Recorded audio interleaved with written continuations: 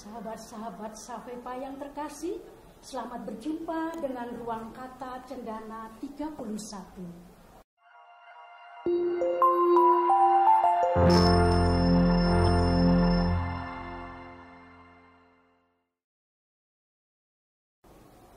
Sahabat-sahabat Savepa yang terkasih, selamat berjumpa dengan Ruang Kata Cendana 31. Tabik pun. Iya pun. Salam HK3P. Humanis, cerdas, jujur, disiplin, dan melayani. Wah, senang sekali rasanya kami dapat menjumpai sahabat sekalian pada kesempatan berharga ini dalam rangka merayakan Bulan Kitab Suci Nasional tahun 2022. Sahabat-sahabat, pada kesempatan kali ini hadir di tengah kita seorang romo yang mungkin sahabat-sahabat sudah tidak asing lagi. Beliau sangat energik, kreatif, ganteng lagi. Beliau adalah Romo Andreas Sunario, seorang imam diosesan Keuskupan Sufragan Tanjung Karang, dan saat ini mendapat tugas perutusan khusus pelayanan pastoral sekolah di Yayasan Saverius Tanjung Karang. Selain itu, Romo Andre juga sangat dekat dengan orang muda dan juga umat. Selamat datang Romo, salam sejahtera selalu. Terima kasih Suster, salam HK3P, humanis, cerdas, jujur, disiplin, dan melayani untuk kita semua. Amin. Nah Romo, berkaitan dengan tugas Romo, pelayanan pastoral di sekolah. Apa sih Romo pastoral sekolah itu? dan apa yang diharapkan dengan pelayanan pastoral sekolah di Yayasan Saverius Tanjung Karang ini, Romo? Baik, terima kasih Suster. Teman-teman yang terkasih, putra-putri Saverian dimanapun berada, saya Romo Andreas Sunario, saya imam untuk Keuskupan Tanjung Karang, dan sejak 2018 saya ditugaskan oleh Bapak Uskup untuk menjadi pastor sekolah untuk menangani kegiatan pastoral sekolah. Seperti yang ditanyakan oleh Suster, apa itu pastoral sekolah? Kata pastoral sekolah tentu tidak asing dalam telinga kita, terutama untuk teman-teman yang beragama Katolik. Pastor itu artinya adalah gembala. Maka kalau ada istilah pastoral, itu artinya kegiatan penggembalaan. Kalau di paroki yang digembalakan adalah umat umum, sementara kalau di sekolah, pastoral sekolah, maka adalah penggembalaan umat-umat yang ada di sekolah. Jadi anggota yayasan, baik itu guru, kemudian peserta didik, dan lain-lain. Kemudian tugasnya itu tidak jauh berbeda dengan para pastor, atau sebutan yang sangat familiar Romo. Tugasnya tidak jauh berbeda dengan para pastor itu. Artinya menggembalakan umat di tempat di mana ditugaskan. Ya, kurang lebih tugasnya antara lain adalah memberikan pembinaan rohani seperti retret, rekoleksi, perayaan Ekaristi, kemudian ada pertemuan-pertemuan lain yang kaitannya dengan rohani, Suster. Jadi tujuan yang ingin dicapai adalah bahwa umat yang ada di sekolah, domba-domba yang ada di sekolah ini mendapatkan pelayanan rohani. Kurang lebih seperti itu, Suster, secara singkat tugas dari pastoral sekolah. Ya, baik, terima kasih Romo. Nah, sahabat-sahabat, ternyata dengan pelayanan pastoral sekolah ini kita pun diharapkan juga terlayani perkembangan, pertumbuhan iman kita. Nah, Romo, saat ini kan kita berada di bulan September. Ya, September. Nah, setiap bulan September Gereja Katolik Indonesia merayakan BKSN, Kitab Suci Nasional. Betul. Nah, berbicara tentang BKSN, sebenarnya apa sih Romo yang mau disampaikan? Mengapa bulan September? Kenapa tidak bulan Januari atau bulan yang lain? Baik. Nah, Romo mungkin bisa menjelaskan bagaimana sejarah singkat BKSN itu dan apa tujuannya diadakan BKSN. Baik, terima kasih Suster. Sebuah pertanyaan yang cukup menarik dan mungkin dari teman-teman putra-putri Saverian sudah banyak yang tahu. Tetapi untuk mereka yang tahu, ini mungkin menjadi sebuah masukan baru bagi kita bahwa setiap bulan September Gereja Katolik Indonesia itu mengadakan bulan Kitab Suci Nasional. Kalau kita melihat latar belakang sejarah singkat dari adanya BKSN, ini tidak bisa dilepaskan dari spirit, semangat, anjuran dari Bapak-Bapak Konsili Vatikan yang kedua yang mengharap bahwa kitab suci itu harus dibuka lebar untuk kaum beriman supaya lebih dikenal, lebih dihayati. Dalam Deo Verbum 22 di sana dikatakan bahwa jalan masuk menuju kitab suci itu harus dibuka lebar-lebar. Maka lembaga Biblika Indonesia yang pada waktu itu lembaganya MAWI, Majelis Agung Wali Gereja Indonesia, yang sekarang ini KWI yang bertugas dalam bidang kerasulan kitab suci, itu ada beberapa usaha untuk tadi spirit dari Konsili Vatikan itu membuka lebar-lebar itu, berusaha untuk memperkenalkan kitab suci kepada umat sekaligus mengajak umat untuk mulai membaca kitab suci. Dan usaha itu antara lain adalah yang pertama itu berusaha untuk menerjemahkan kitab suci yang dari bahasa Inggris atau bahasa Latin kepada dalam bahasa nasional atau bahasa lokal. Ada bahasa Indonesia, ada bahasa Jawa, ada bahasa daerah-daerah. Tujuannya supaya lebih gampang untuk dipahami dan umat lebih banyak mengerti. Kemudian selain menerjemahkan, ada juga usaha prakarsa mengadakan Hari Minggu Kitab Suci Nasional. Awalnya hari Minggu, Suster, 1 hari. Tetapi dalam perkembangan sejarah, perkembangan waktu, akhirnya menjadi pekan. Jadi 1 hari menjadi 1 pekan, 1 minggu. Nah, karena dirasa kurang cukup, akhirnya menjadi bulan. Maka menjadi BKSN, bukan hari Minggu aja, tapi bulan Kitab Suci Nasional. Itu kalau tidak salah sekitar 25 tahun atau 45 tahun yang lalu, sejak tahun 1977 diadakan yang namanya bulan Kitab Suci Nasional. Ini khas Indonesia, artinya satu-satunya di dunia yang namanya BKS ini. Kalau di dunia baru 3 tahun itu ada yang namanya Minggu Sabda Allah yang diadakan pada minggu ketiga di bulan Januari. Ini sesuatu yang khas yang menurut saya luar biasa yang dilakukan oleh KWI, bahwa Indonesia ada cara yang unik untuk mengajak umat semakin mengenal kitab suci. Tentu tujuan dari adanya BKS ini adalah supaya umat lebih akrab, supaya umat lebih dekat, dan umat lebih cinta kitab suci. Kemudian menurut Santo Hieronymus, dia mengatakan begini, tidak membaca kitab suci berarti tidak mengenal Yesus. Artinya kitab suci menjadi salah satu sarana bukti kita bisa mengenal Tuhan Yesus. Di gereja kita ada sarana yang lain seperti magisterium gereja, kemudian tradisi. Nah, tetapi dalam hal ini kitab suci juga menjadi salah satu sarana kita semakin mengenal. Nah, tujuan berikutnya adalah supaya iman umat itu semakin tangguh, semakin mendalam, dan tentu semakin suci. Karena kita yakin, kita percaya ketika kita membaca, ketika kita merenungkan dan terlebih melaksanakan apa yang ada di dalam kitab suci, itu akan menyucikan diri kita sebagai umat beriman. Karena kitab suci itu adalah refleksi iman akan Allah yang berusaha menyelamatkan umat manusia. Dan kita yakin karena Allah itu adalah suci. Nah, persis seperti yang dikatakan oleh Santo Paulus di dalam 2 Timotius bab 3 ayat 26. Di sana dikatakan segala tulisan yang diilhamkan oleh Roh Kudus, yakni kitab suci, ini bermanfaat untuk mengajar, kemudian untuk menyatakan kesalahan, kemudian untuk memperbaiki kelakuan, dan untuk mendidik orang di dalam kebenaran. Lalu pertanyaan berikutnya, mengapa diadakan pada bulan September, bukan bulan yang lain? Ini tidak ada alasan teologis. Alasan pertama-tama adalah alasan praktis.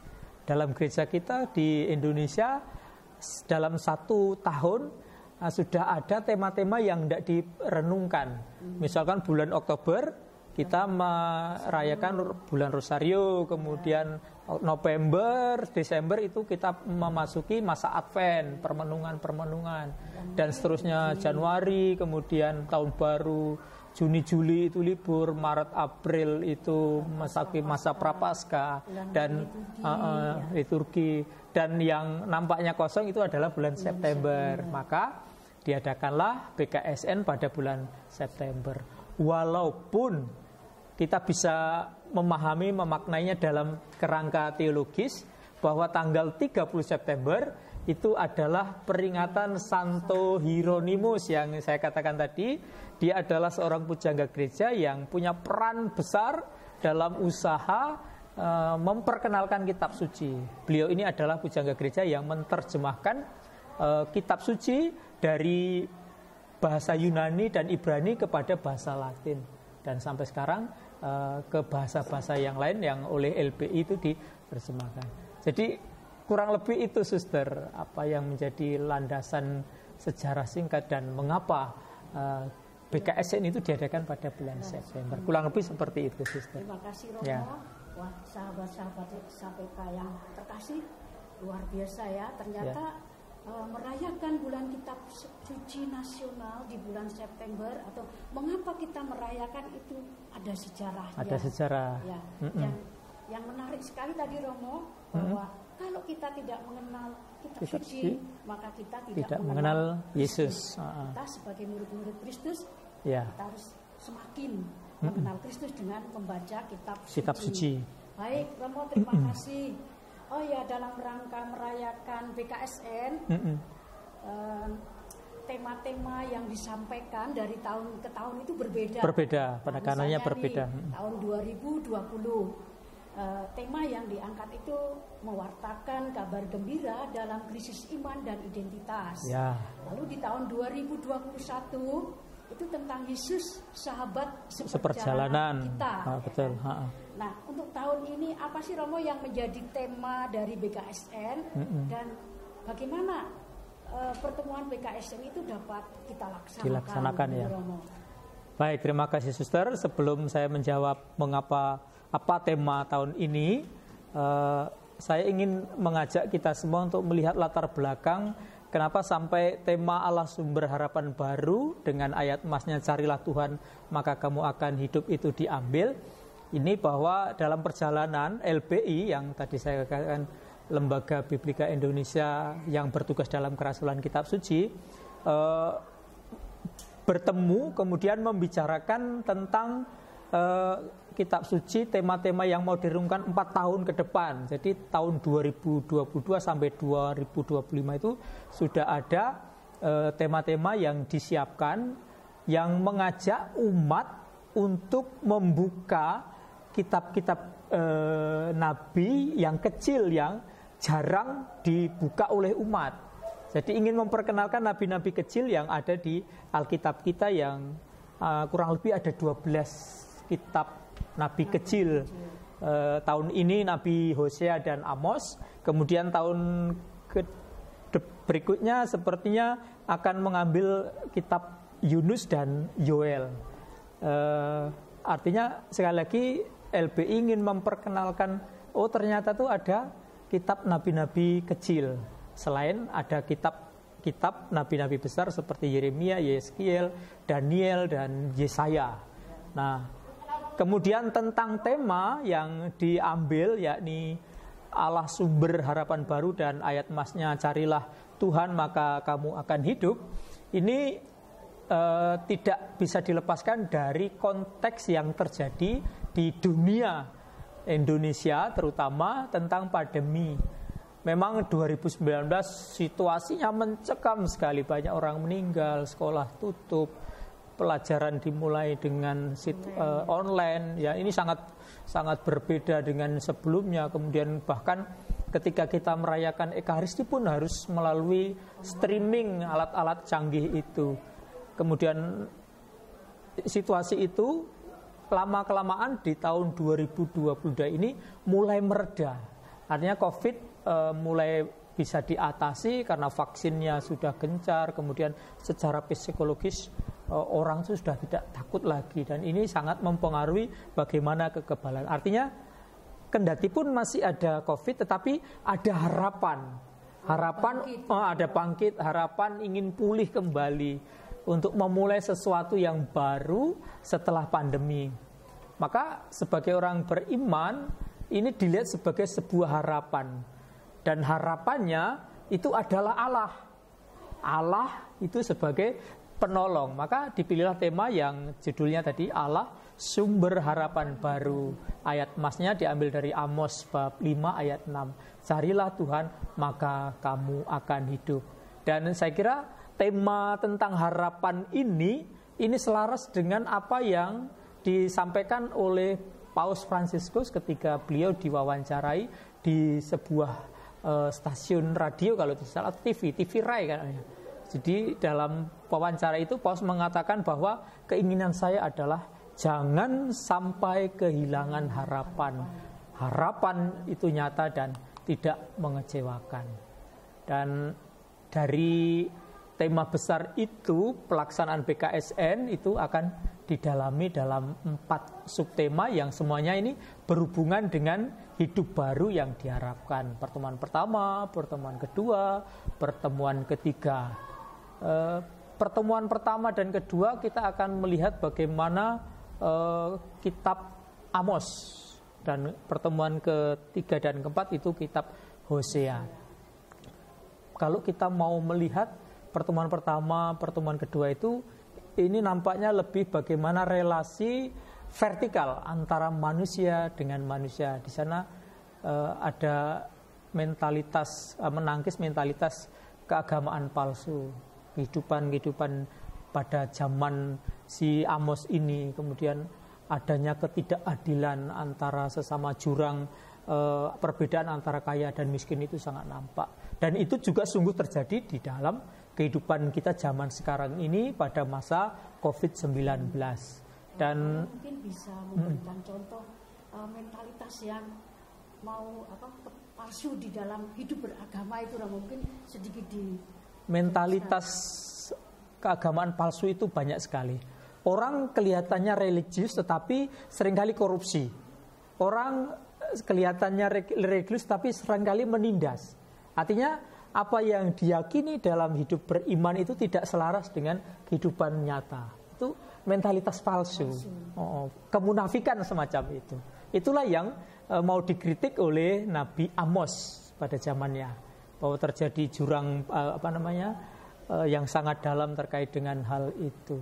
Orang kelihatannya rajin ke tempat ibadah, tetapi mereka korupsi, berdoa rajin, tetapi menindas bawahan, menindas karyawan. Itulah yang terjadi, dan itulah yang menjadi kritik Nabi Amos, karena pewartaan Nabi itu menyuarakan ketidakadilan, menyuarakan hal-hal yang tidak beres yang terjadi di kalangan masyarakat.